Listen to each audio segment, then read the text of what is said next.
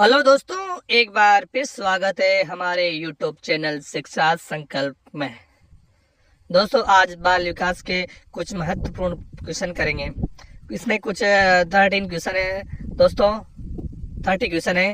ये सभी क्वेश्चन आपके एग्जाम की दृष्टि से बहुत ही इंपॉर्टेंट क्वेश्चन है। दोस्तों, अगर आपको वीडियो अच्छा लगे तो वीडियो को लाइक कीजिए और चैनल पे नए हो तो चैनल को सब्सक्राइब कीजिए। तो स्टार्ट करते हैं फर्स्ट क्वेश्चन से इस वीडियो को। पहला क्वेश्चन है कि मस्तिष्क की संरचना। पहला क्वेश्चन क्या है कि मस्तिष्क की संरचना तथा कृत्यों में विभेद का परिणाम होता है। मस्तिष्क की जो संरचना होती है तथा कृत्यों में विभेद का परिणाम होता है। मस्तिष्क की संरचना तथा कृत्यों में विभेद का परिणाम होता है। क्या होता है दोस्तों? तनाव, पिछड़ापन, डिसलेक्सिया या इनमें से कोई नहीं। तो फ्रेंड्स, मस्तिष्क की संरचना तथा कृत्यों में विभेद का परिणाम होता है डिसलेक्सिया। डिसलेक्सिया क्या होता है? डिसलेक्सिया मस्तिष्क की संरचना तथा कृत्यों में विभेद का परिणाम होता है। ठीक है दोस्तों। नेक्स्ट है जिन बालकों की बुद्धि लब्धि का स्थान है, साधारणतः उन्हें मानसिक न्यूनता ग्रसित श्रेणी की श्रेणी में रखते हैं। जिन बालकों की बुद्धि लब्धि खालिस्तान है, साधारणतः उन्हें मानसिक न्यूनता ग्रसित की श्रेणी में रखते हैं। तो दोस्तों बताइए, 70 से कम वाले, 70 से ऊपर वाले, 80 से 100 के बीच में, या इनमें से कोई नहीं। तो फ्रेंड्स, जिन बालकों की बुद्धि लब्धता क्या होती है? 70 से कम होती है। क्या होती है? 70 से कम होती है। साधारणतः उन्हें मानसिक न्यूनता ग्रस्त श्रेणी में रखते हैं। क्या रखते हैं? मानसिक न्यूनता, मतलब मंद बुद्धि वाले होते हैं जिनकी बुद्धि लब्धता 70 से कम होती है। नेक्स्ट है कि बच्चों की अमूर्तमान प्रत्ययों को ग्रहण करने की योग्यता होती है। बच्चों में अमूर्तमान प्रत्ययों को ग्रहण करने की योग्यता होती है। बच्चों में अमूर्तमान प्रत्ययों की ग्रहण करने की क्षमता को क्या बोलते हैं? तो बोलते हैं प्रतिभाशाली। बच्चों में अमूर्तमान प्रत्ययों को ग्रहण करने की योग्यता होती है प्रतिभाशाली। क्या होती है? प्रतिभाशाली। नेक्स्ट है कि तनाव को कम करने के अप्रत्यक्ष ढंग को कहलाते हैं। तनाव को कम करने के अप्रत्यक्ष ढंग कहलाते हैं। तनाव को जब कम करना है उसके अप्रत्यक्ष ढंग क्या कहलाते हैं? अप्रत्यक्ष ढंग कहलाते हैं रक्षात्मक यांत्रिकता कहलाता है। ठीक है, रक्षात्मक यांत्रिकता कहलाता है। नेक्स्ट है कि निम्न में से कौन सी सामाजिक रूप से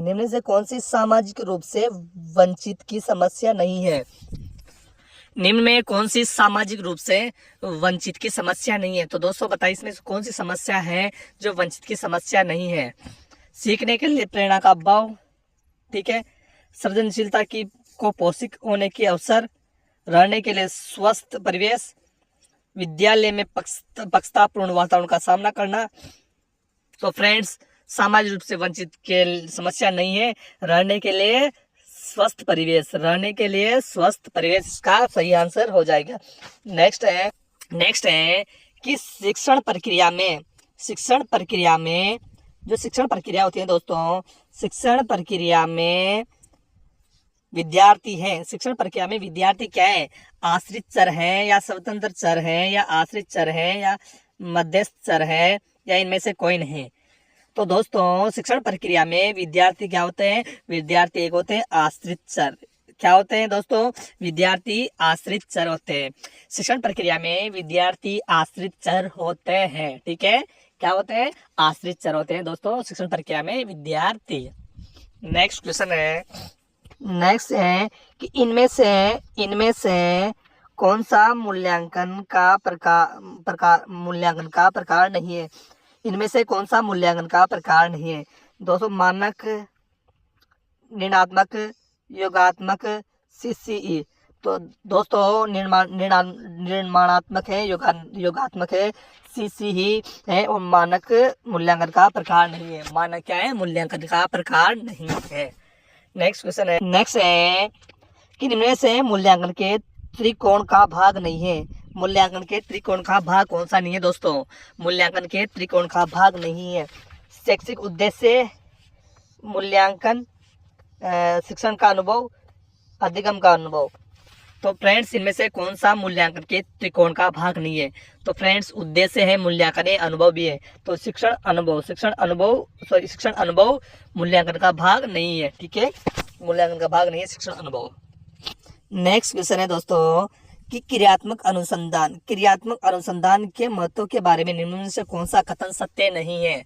क्रियात्मक अनुसंधान के महत्व के बारे में कौन सा कथन सत्य नहीं है?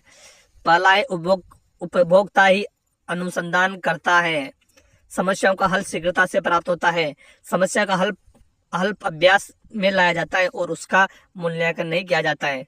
तो फ्रेंड्स ऑप्शन नंबर 3 इसका क्या है? क्रियात्मक अनुसंधान के महत्व के बारे में सत्य कथन नहीं है कि समस्याओं का हल अभ्यास में लाया जाता है और उसका मूल्यांकन नहीं किया जाता है। नेक्स्ट क्वेश्चन है दोस्तों, नेक्स्ट क्वेश्चन है कि आरटी एक्ट 2009 के अनुसार शिक्षक प्रति सप्ताह कितने घंटे कार्य करेगा? तो आरटी एक्ट 2009 के अनुसार शिक्षक प्रति घंटा कितने घंटे कार्य करेगा? 40 घंटे, 40, 42, 45 या 48? कितने घंटे कार्य करेगा?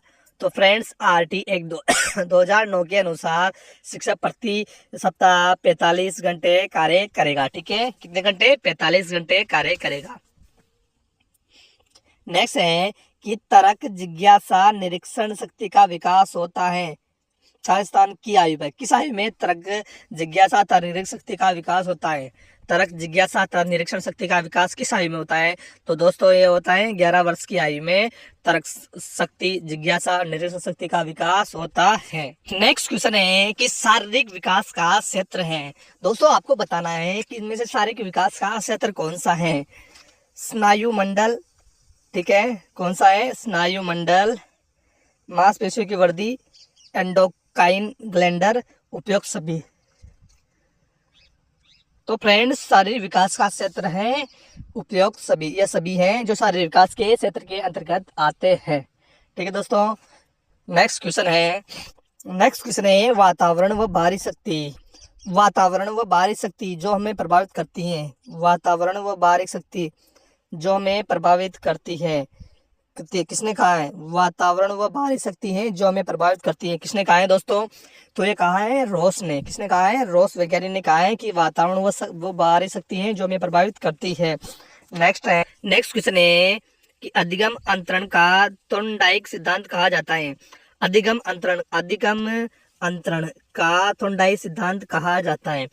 क्या कहा जाता है दोस्तों? समानता सिद्धांत, अनुरूप तत्वों का सिद्धांत, औपचारिक नियमों का सिद्धांत, या इनमें से कोई नहीं। तो फ्रेंड्स अधिगम अंतरण का थॉर्नडाइक सिद्धांत अनुरूप तत्वों का सिद्धांत कहा जाता है। क्या कहा जाता है? अनुरूप तत्वों का सिद्धांत कहा जाता है। नेक्स्ट क्वेश्चन है कि निम्न में से कौन सा वंशानुक्रम का नियम नहीं है? निम्न में से कौन सा वंशानुक्रम का नियम नहीं है? समानता, भिन्नता, प्रत्यागमन, अभिप्रेरणा। तो फ्रेंड्स इसमें अभिप्रेरणा क्या है? वंशानुक्रम का नियम नहीं है। वंशानुक्रम का नियम अभिप्रेरणा नहीं है। नेक्स्ट क्वेश्चन है इन अवस्था में बालकों में नई खोज करने की और घूमने की प्रवृत्ति बहुत अधिक बढ़ जाती है। किस अवस्था में बालकों में नई खोज करने की और घूमने की प्रवृत्ति बहुत अधिक बढ़ जाती है? शिशुअवस्था में, किशोरावस्था में, उत्तर बाल्यावस्था में, या प्रौढ़ावस्था में? तो दोस्तों उत्तर बाल्यावस्था में बालकों में नए खोज करने की प्रवृत्ति और घूमने की प्रवृत्ति अधिक बढ़ जाती है।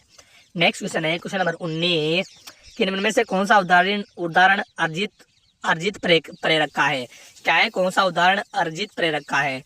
तो फ्रेंड्स पुरस्कार क्या है? अर्जित प्रेरक है। ठीक है, पुरस्कार और रुचि अर्जित प्रेरक है। ठीक है, तो इसमें राइट आंसर हो जाएगा ऑप्शन नंबर 2 पुरस्कार। ठीक है, नेक्स्ट है क्वेश्चन है कि अभिप्रेरणा वर्णित होती है। अभिप्रेरणा वर्णित होती है दोस्तों बताना है कि अभिप्रेरणा वर्णित होती है ज्ञानात्मक जागृति द्वारा, भावनात्मक जागृति द्वारा, ए और बी दोनों, या इनमें से कोई नहीं।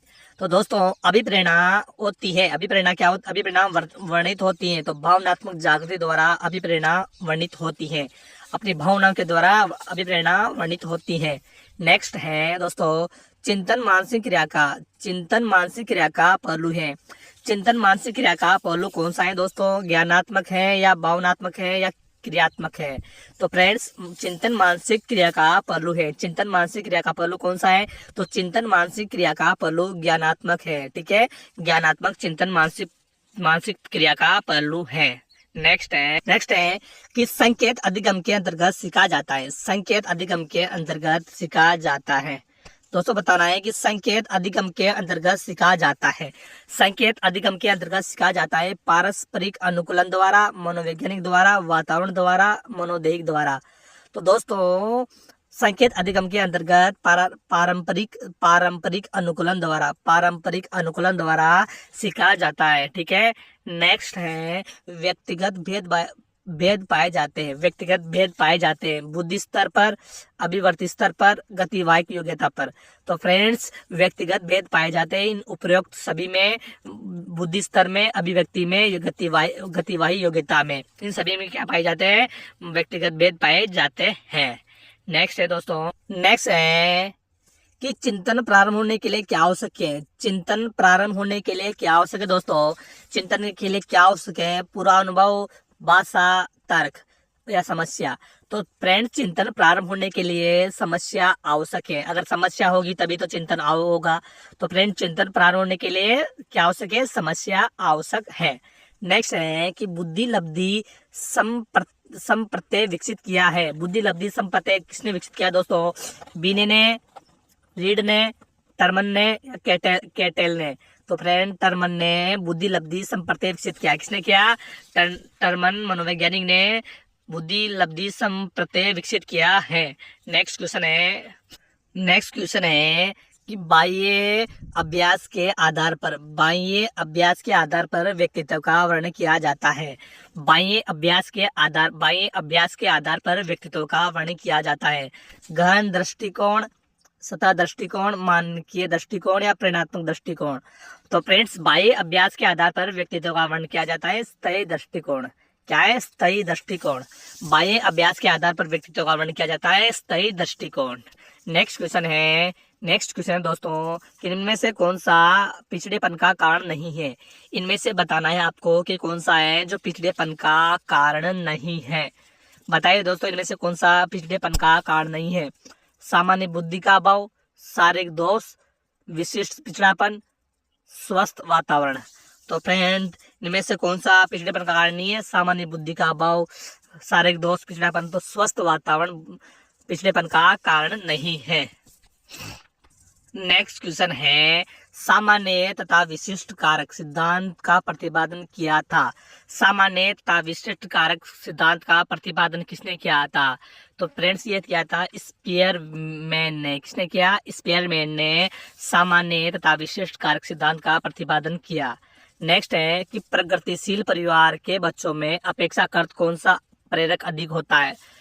प्रगतिशील परिवार में बच्चों में अपेक्षाकृत कौन सा प्रेरक अधिक प्रबल होता है? तो फ्रेंड्स, उसमें उपलब्धि क्या है? तो उनमें क्या होता है फ्रेंड्स? उपलब्धि अभिप्रेरक होता है। ठीक है दोस्तों। तो फ्रेंड्स, आज के इस वीडियो में मैंने 30 क्वेश्चन किए हैं जो आपके एग्जाम की दृष्टि से बहुत इंपॉर्टेंट क्वेश्चन है। दोस्तों, अगर आपको वीडियो अच्छा लगा हो तो चैनल को सब्सक्राइब कीजिए और वीडियो को लाइक कीजिए।